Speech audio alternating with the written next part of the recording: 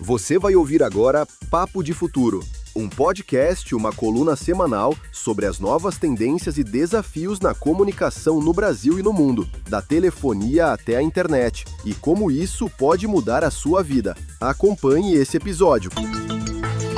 Tecnologia, entretenimento, internet, mídias digitais. Papo de Futuro com Beth Veloso.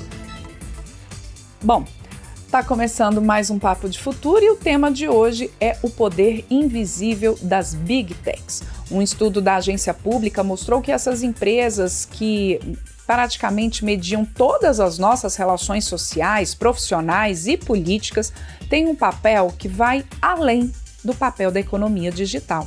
Quem já está com a gente aqui nos estúdios da rádio e da TV para poder falar sobre esse assunto é a titular do Papo de Futuro, consultora legislativa e também jornalista, Beth Veloso.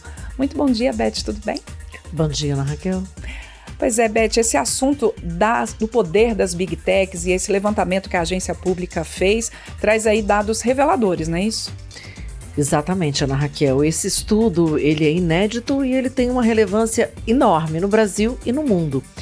Nós estamos falando das empresas mais poderosas, mais ricas do mundo. Google, Meta, Amazon, TikTok, também Microsoft. A investigação ela foi um verdadeiro exército, Ana Raquel. Mobilizou 18 jornalistas em 13 países e mapeou mais de 3.000 ações de lobby confirmadas, assim, com nome, com CPF, com identidade, com horário direitinho. Essa investigação ela foi liderada pela agência pública e pelo Centro Latino-Americano de Investigação Periodística, CLIP, e traz elementos que eu desconheci em qualquer outro estudo. A mão invisível das Big Techs, ela mostra como que essas empresas atuam, quais as semelhanças com outros setores também, quais os resultados dessa atuação, como é que elas impactam na regulação do setor de Big Techs em todo o mundo. Eu conversei com uma das participantes coordenadoras do estudo, que é a Laura Schofield, e ela revelou como essas empresas atuam e que tipo de lobby elas fazem. O lobby é o poder de influenciar decisões, sobretudo decisões políticas. E essas empresas atuam naturalmente para proteger os seus interesses e atuam muitas vezes contra os estados e contra a sociedade. Laura explicou por que essas empresas, esse grupo de jornalistas se reuniu para investigar esse tema. Vamos ouvi-la. Porque são empresas extremamente poderosas, a gente não precisa nem falar isso, que mediam as nossas relações o tempo inteiro e que estão atuando fortemente ao redor do mundo para impedir tentativas de regulamentar elas, de regular e de regulamentar elas. Então a gente queria entender exatamente o que existe no Brasil, e é diferente dos outros países, mas também o que é comum entre os vários países. De que forma que o discurso delas aqui no Brasil é igual ao discurso delas, enfim, nos Estados Unidos, ou o que elas adaptam, como que elas atuam, se elas olham para o sul global, como olham para o norte global. Então a gente entendeu que fazer essa investigação e olhar para essas empresas só era possível de forma completa se fosse global. Porque a gente tem que entender o que é diferente e o que é semelhante, e só assim a gente vai conseguir chegar a uma conclusão. Até porque existe uma concentração de algumas decisões que fica lá no Vale do Silício. Bom, Beth, e a partir desse estudo, e pelo que você conversou com a Laura, o que seria maior? O poder político ou o poder econômico dessas empresas? Ana Raquel, o Vale do Silício, como falou a Laura, é uma região ali na Califórnia onde fica a sede das principais dessas empresas, né? É difícil a gente dizer o que é mais forte, né? O poder econômico ou o poder político. Uma das constatações, por exemplo, é que a quantidade de lobistas, né, de gerentes de relacionamento, relações governamentais que essas empresas têm, é uma coisa absurda, e isso acaba não apenas influenciando, como intimidando muitos governos, né, e muitos parlamentos. Essas empresas, elas estão no centro de praticamente todas as nossas interações, como você mesma colocou. Quando a gente publica, quando a gente compra, quando a gente se comunica, tem sempre uma Big Tech envolvida. Agora, inclusive, tem uma Big Tech envolvida que é o YouTube. A gente está sendo transmitido pelo YouTube. E o que quase nunca se discute é como que essa cultura que é feita a partir dessas empresas, do poder político delas, como que ele vai muito além da economia digital. Porque elas estão indo para outros setores, o setor de armazenamento de dados, o setor de nuvens, o setor de satélites, como o Elon Musk, né, com a Starlink e tantas outras empresas. Então, eu diria hoje o setor de agricultura, de saúde, né, é plataforma digital na área de educação. Eu particularmente não conheço nenhum tipo de setor que não esteja plataformizado. E não apenas plataformizado, mas a partir dessas empresas absolutamente gigantescas. Por exemplo, muitas delas têm um PIB maior do que El Salvador, tem um quarto do PIB brasileiro, como no caso da Amazon, ou tem um PIB equivalente ao PIB do Chile. A Amazon, né, Beth, só colocando que nessa semana a gente teve uma questão fortíssima, que foi um problema num servidor da Amazon, em vários sistemas que estão ancorados nesses servidores da Amazon, inclusive aplicativos de outras empresas de tecnologia e também órgãos e todo mundo ali com serviços parando por conta de um problema no servidor de uma empresa, né? Isso é um exemplo ótimo de como a economia fica completamente impactada, porque você não tem acesso a serviços de streaming, você não tem acesso a e-mails, você não tem acesso a aplicativos e produtos de software que gerenciam as empresas, é um verdadeiro apagão, né? E aí as perdas são enormes, né, para quem utiliza desses serviços em escala global. A Laura Scofield lembra, por exemplo, revela um pouco os bastidores dessa atuação, porque realmente o lobby no Brasil, pelo fato de não ser regulamentado, ele acaba tendo áreas de mistério, de ser uma atividade tão misteriosa quanto eficiente. Vamos ouvi-la. Quais são essas estratégias? Depende. A gente tem lobby direto e lobby indireto. Lobby direto são as próprias empresas que estão se articulando para poder influenciar alguma coisa. Então, enfim, uma pessoa que trabalha como políticas públicas da Meta, que é uma das empresas que a gente olhou, que é dona de Facebook, WhatsApp, Instagram, ela é lobby direto, porque ela está lá falando pela empresa, diretamente. Ela pode fazer várias coisas, tem várias estratégias possíveis dentro do lobby direto. Fazer encontros com parlamentares, promover viagens para fora do Brasil, para dentro do Brasil, mesmo escrever minutas e enviar, e criar relações de formas até menos explícitas, mas assim, convidar para um outro evento sobre um outro tema, mas isso faz parte da construção de uma proximidade com aquele parlamentar que em algum momento pode ser útil.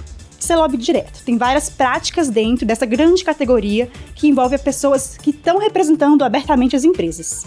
Mas não é só lobby direto que a gente fala. Então tem o lobby indireto, que é quando existem outras organizações que estão fazendo esse lobby, representando os interesses dessas empresas, mas não são a empresa. Quer dizer, né, Beth, é o que você falou, o lobby, como ele não é regulamentado no Brasil, a gente tem uma prática ali que pode não ser tão transparente. E nesse caso aí, o que a pesquisa da agência pública, a Laura está explicando, é que você tem ali lobby direto e indireto. Qual que é o impacto disso aqui nas relações até com o poder público, com o Congresso? O que se viu em relação a esse impacto direto do lobby das Big Techs com os poderes públicos, seja no Brasil ou em outros países? Ana Raquel, a gente percebe, e a pesquisa revelou isso, que o lobby das Big Techs é o lobby que mais cresce no mundo todo. No entanto, a gente não consegue visualizar nenhum tipo de ação. Por exemplo, eles dão um exemplo que se eles pedirem, solicitarem na Câmara dos Deputados informações sobre os lobistas das empresas que entraram na Câmara dos Deputados, precisa ter o nome desse lobista, não tem um registro, não tem um crachá, não tem uma informação sobre qual foi a reunião, com que parlamentar, que tipo de conversa houve. Então, essa falta de transparência, ela revela algo essencial, né? Como essas empresas se beneficiam dessa invisibilidade para, na verdade, esconder o poder real que elas têm. Como, por exemplo, a gente viu na votação do PL 2630, o PL chamado PL das fake news, ou PL da liberdade e transparência. Justamente porque esse PL não foi aprovado, a gente continua tendo um setor muito obscuro em termos de atuação política, o que impede que a gente tenha um controle social, que outros grupos, que a própria sociedade fiscalize o que essas empresas estão fazendo, o que é esperado. E isso acaba reproduzindo um padrão muito semelhante de outros setores, como o tabaco, a indústria farmacêutica, que muitas vezes atuam de uma maneira danosa, que atuam contra os interesses, né, de toda a coletividade. justamente porque, se a gente pega a indústria do tabaco, né, é uma indústria que não contribui para a saúde das pessoas. Mas, ao contrário da indústria do tabaco, que só atinge um segmento da economia, as Big Techs atingem toda a economia.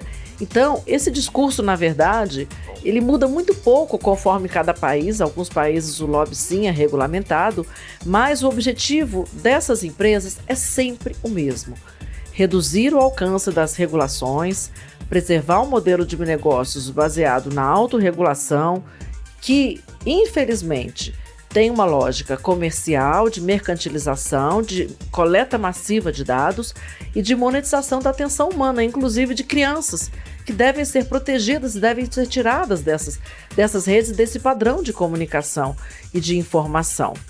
Por isso, as empresas justamente contam com o apoio, inclusive de organizações do terceiro setor, justamente porque não é uma prática transparente.